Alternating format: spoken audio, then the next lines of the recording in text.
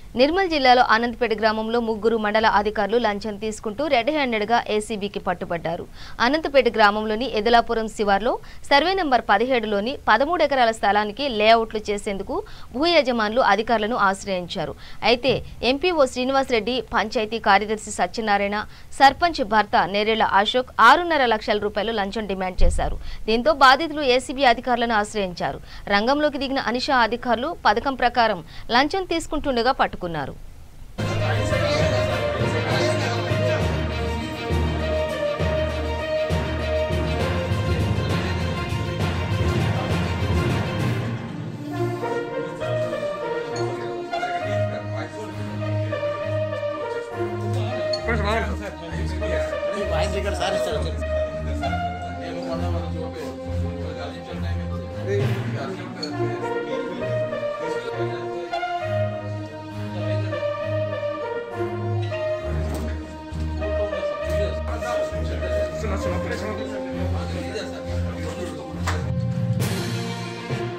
ఎదలాపురం గ్రామంలో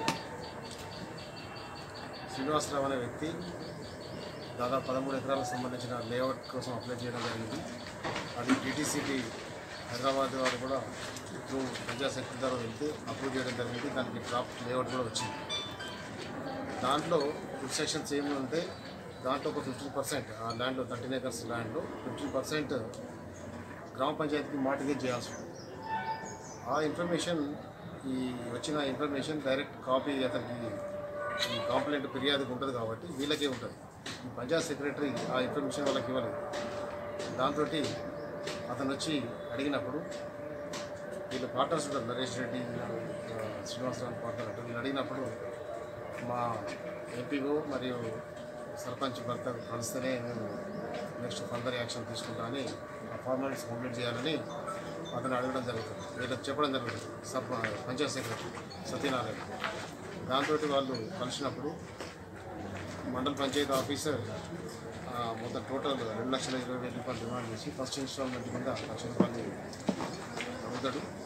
అలాగే పంచాయత్ సెక్రటరీ మొత్తం 1,20,000 డిమాండ్ చేసి 70,000 ఫస్ట్ ఇన్స్టాల్మెంట్ ఉంటాడు. అలాగే సర్పంచ్ భర్త అశోక్ మొత్తం టోటల్ 3 lakhs డిమాండ్ చేసి ఫస్ట్ ఇన్స్టాల్మెంట్కు 1,00,000 రూపాయలు డిమాండ్ చేస్తారు.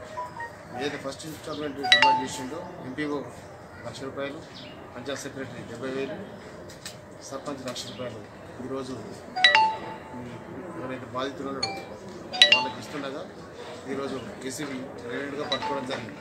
వాళ్ళ దగ్గర డబ్బులు రికవర్ చేయడం జరిగింది. కెమికల్ చెక్ చేయగా పాజిటివ్ రిపోర్ట్ వచ్చింది ముగ్గురు దగ్గర. కాబట్టి వాళ్ళపై నేరం రుజువైనందున వాళ్ళని అరెస్ట్ చేసి